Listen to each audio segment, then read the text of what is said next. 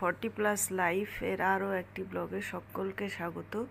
আশা করি প্রত্যেকেই ভালো আছেন, সুস্থ আছেন। তো আমি যে ঈদের সময় গ্রামের বাড়ি গিয়েছিলাম, তো সেটারই আমাদের বাড়িটা আপনাদের ঘুরিয়ে দেখাচ্ছি।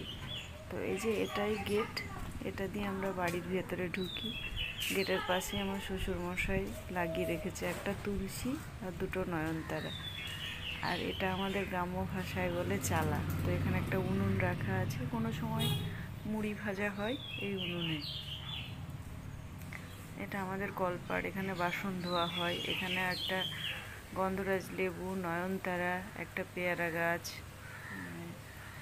এইগুলো আছে। তারপরে এই যে বারান্দা, বাথরুম,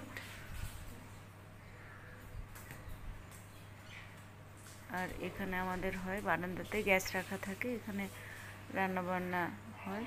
কেন এই বাড়িতে থাকেন আমার শাশুড়ি মা, শ্বশুর মশাই।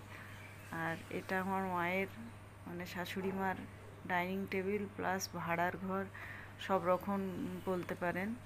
মা এরকমই পছন্দ করে। মায়ের অনেক বয়স হয়েছে, তাই আর আমরা গিয়ে সেখানে হাত দিই না। হয়তো গেলাম 1 মাসে একদিন, মা যেমন রেখেছে সেরকমভাবেই কাজকাম করে রান্না বান্না করি, থাকি, চলে আসি। এগুলো মুড়ির টিন আমাদের।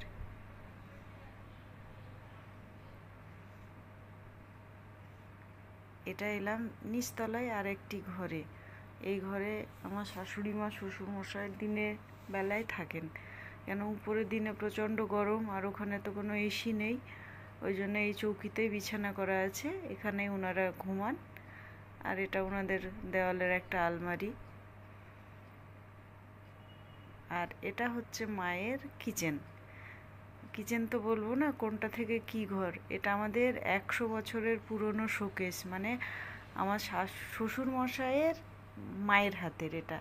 তো আমরা সেটাকে যত্ন করে এইভাবেই রেখেছি।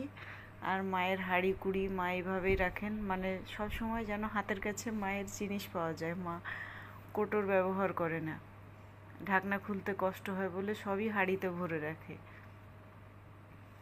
আর এই মা বাবার সংসারের ফ্রিজ।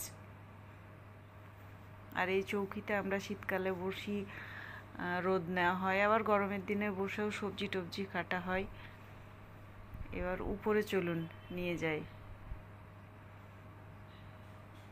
দোতলাতেও আমাদের 3টে রুম।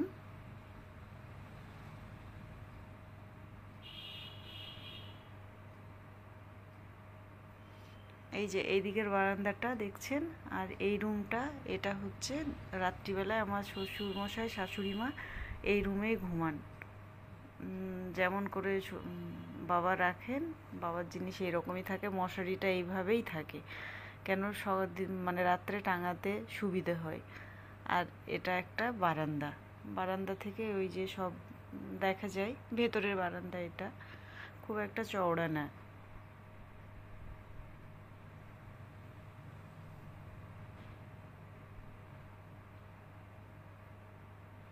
আর এই রুমটায় থাকি আমরা। ওখানে সেরকম কিছু নেই, একটা টিভি আছে আর দুটো এই যে স্টিলের ফার্নিচার, একটা আলনা আর একটা শোকেস কাম ড্রেসিং টেবিল, আর টিভিটা আছে।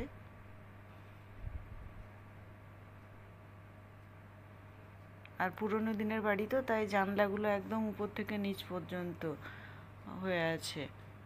আর এটা ঘরের বাইরের দিকে আর একটা বারান্দা। আর এই যে বেডটা দেখছেন, এটা আমার ছেলে এরকমই পছন্দ করে রাখতে। আর আমিও ঈদের দিনে ভোরবেলায় উঠেছি বলে এগুলো আর গোছাতে পারিনি, তো নর্মাল যেমন ছিল সেই রকমই আপনাদের দেখালাম। আর এটা বাইরের দিকের বারান্দা, মানে রাস্তার উপরের। তো এখানে আমাদের কাপড় চোপড় মেলা থাকে। আর ওখানে তো মানে বাবা মা ছাড়া আর কেউ থাকে না। আর ওনাদের দেখাশোনার জন্যে 2টো লোক থাকে, একটা মেয়ে যাকে আমরা সম্পূর্ণটাই নিয়ে নিয়েছি, আর একটি ছেলে, সে বাইরের কাজকামগুলো করে। আর এটা হচ্ছে আমার শাশুড়ি মায়ের ঘর। এটাতে কেউ ঘুমায় না, এরকম বন্ধই পড়ে থাকে। এই যে খাটটা দেখছেন, আমার শাশুড়ি মায়ের বিয়ের খাট, 55 বছর আগেকার, কি সুন্দর হয়ে আছে। এই আলমারিটাও আমার শাশুড়ি মায়ের বিয়ের আলমারি, ওটা রং করতে হবে, রং করলেই নতুন। আর এটা হচ্ছে মায়ের বিয়েরই ড্রেসিং টেবিল। আর সোফাগুলোও ছিল, সোফাগুলো নষ্ট হয়ে গেছে। একদিন আমার শাশুড়ি মায়ের বিয়ের গল্প আপনাদের সামনে করব। উনি ছিলেন জমিদার বাড়ির মেয়ে, জমিদারের একমাত্র কন্যা।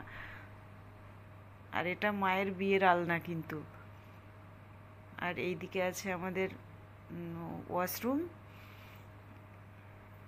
তো কেমন লাগলো ভিডিওটা অবশ্যই জানাবেন, ভালো লাগলে একটা লাইক করে দেবেন। প্রত্যেকেই ভালো থাকবেন, সুস্থ থাকবেন, নিজের খেয়াল